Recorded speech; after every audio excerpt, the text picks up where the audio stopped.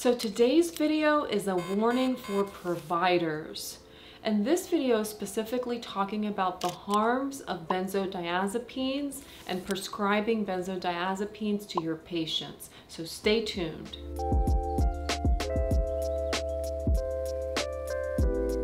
And so when it comes to prescribing benzodiazepines, it's important for you as a provider to understand that there are risks and harms and problems associated with this prescription. In fact, after just 4 weeks of use, at least 47% of patients who take benzodiazepines will experience some form of withdrawal when trying to attempt to get off of their benzodiazepine medication. It's also important to note that this is not just for benzodiazepines like Ativan, Valium, Klonopin, Xanax, etc., but also for those Z drugs like Zolpidem, Zopiclon, so like your Ambiens, Lunesta, etc. It's also important to note that these withdrawal symptoms can actually be present while the patient is on the medication. And this is where those benzodiazepines, especially after long-term use, can lead to a tolerance, withdrawal type effect, or even interdosing withdrawal can occur while a patient is on a consistent dose of a benzodiazepine. The other thing to note is that these withdrawal symptoms can persist for months to even years, even after the person has stopped taking their medication or their benzodiazepine. And now, before I get into more detail about the withdrawals, I want to make sure that it's important that we're differentiating addiction from physical dependence. And I believe this is important because as providers, if we send our patients for treatment for addiction, it's a lot different than physical dependence. And because of that big difference, patients often suffer from this benzodiazepine harm because they're rapidly taken off of their medication if they're incorrectly diagnosed as having an addiction. And so an addiction is a primary chronic neurobiological disease state. It can consist of multiple factors like genetics, psychological factors, environmental factors, which can influence its development and manifestations. And more importantly, addiction is characterized by the behaviors that manifest as a result of the drug use. And these behaviors are things like impaired control over the drug use, cravings, very significant cravings to a point where you're using the drug despite the harms and despite all of the negative consequences that result from the drug use.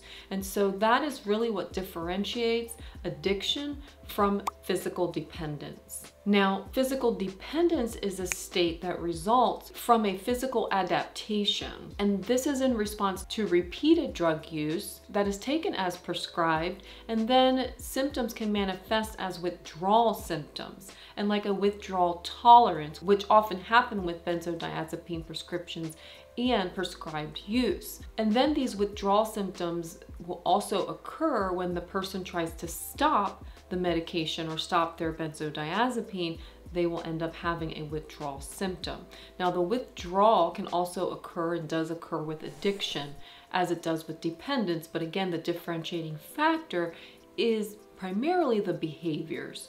So make sure when you're evaluating your patient for benzodiazepine dependence or addiction that you do so with this in mind and do not label them as being addicted, as that can lead to different treatment modalities. A person who has physical dependence is really going to require a slow taper and can often do this at home without having to go into a rehab or detox facility. So how do you know if your patient is in benzodiazepine withdrawal or even this interdosing withdrawal? Well, if your patient has been taking a benzodiazepine or a Z drug for at least 4 weeks or more, they're going to be a very high risk for developing withdrawal symptoms. And interdosing withdrawal symptoms is going to be assessed by asking your patient when the withdrawal symptoms are occurring. So if they're occurring at a certain time, meaning like right before the next dose is due, that is interdosing withdrawal. And so oftentimes patients with interdosing withdrawal will say,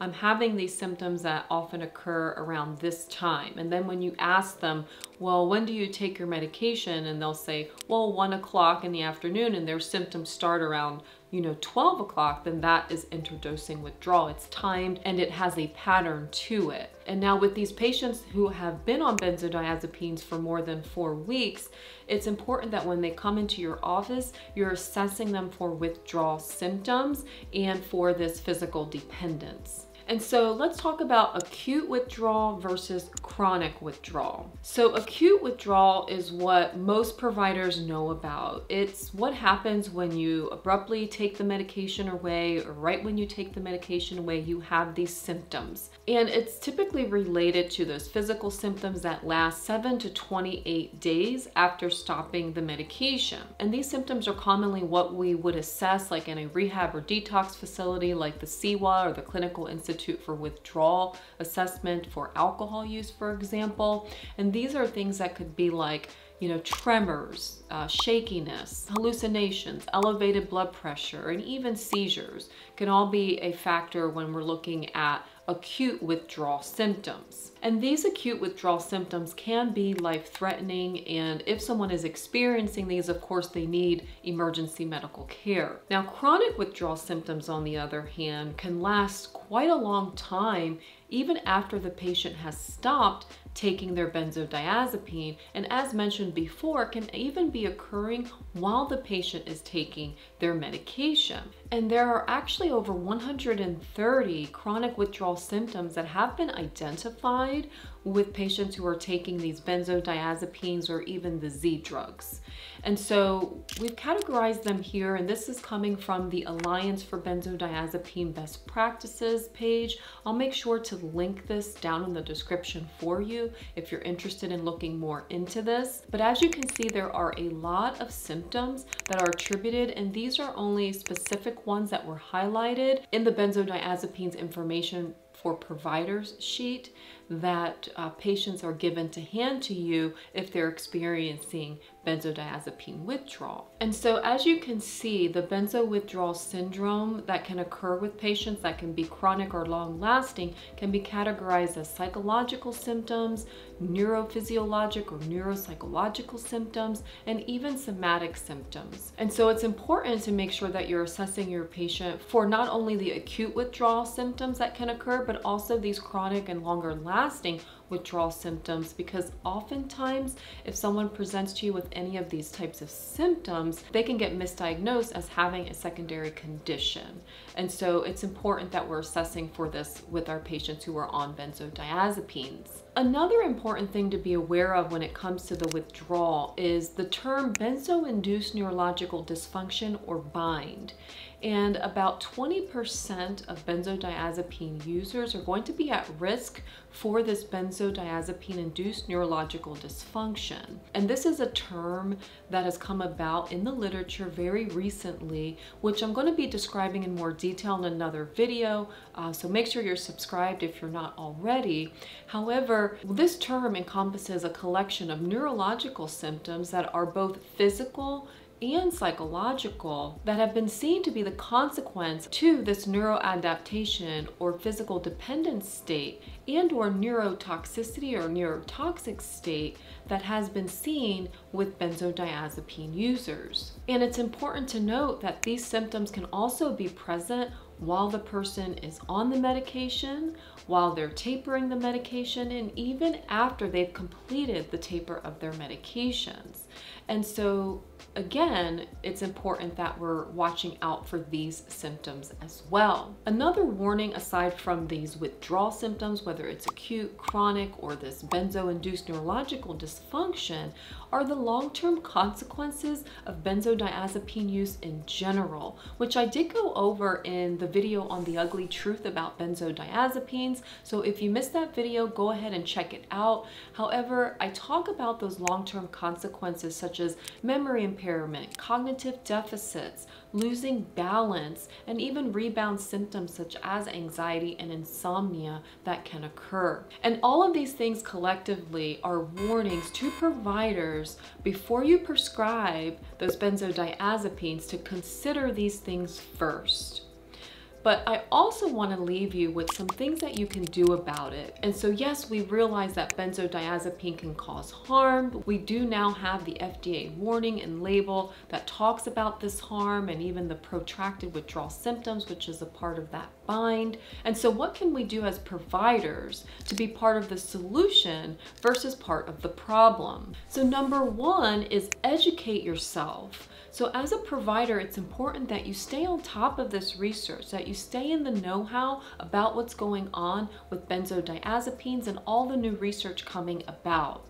I highly recommend considering even becoming a member of the Alliance for Benzodiazepine Best Practices, which has several levels of membership, from professional to patient and advocate if you're not a provider, as well as corporate memberships. So consider that, because with that membership, you're going to get a lot of education and even the book, The Benzodiazepine Crisis, when you become a member. You will also have access to a newsletter that will keep you up to date on all of the new information coming out on benzodiazepines. Number two is to remember that therapy is actually first-line treatment for anxiety and insomnia. And so it's best to emphasize those skills before pills. And when managing anxiety and/or insomnia, cognitive behavior therapy is very useful. Cognitive behavior therapy specifically for insomnia can also be helpful.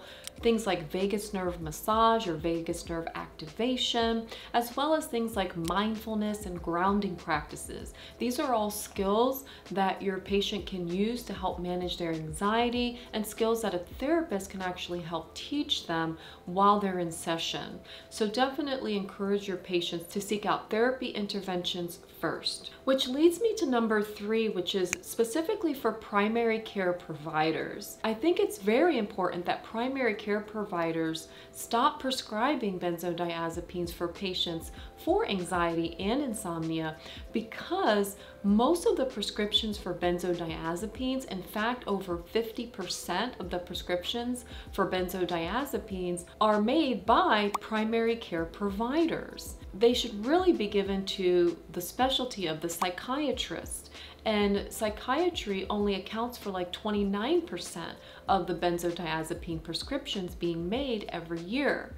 And so it's important that we're handing this down to the specialty of the psychiatrist, who can evaluate them to determine whether or not they really need the medication, and of course offer therapy first. So when someone walks into your office talking about how anxious they are, how stressed out they are, or the fact that they're not sleeping, instead of writing a prescription for a medication, give them that referral to therapy, or if you really feel that they need medication, to psychiatry. Now, for psychiatrists and other providers who are prescribing benzodiazepines, when you believe that a benzodiazepine prescription is warranted, it is important that you emphasize this is for short-term use only, 2 to 4 weeks, and it's as needed use, not daily use. That needs to be emphasized, that even though it says, Q day or daily as needed, it's not to be used daily or consistently in that form.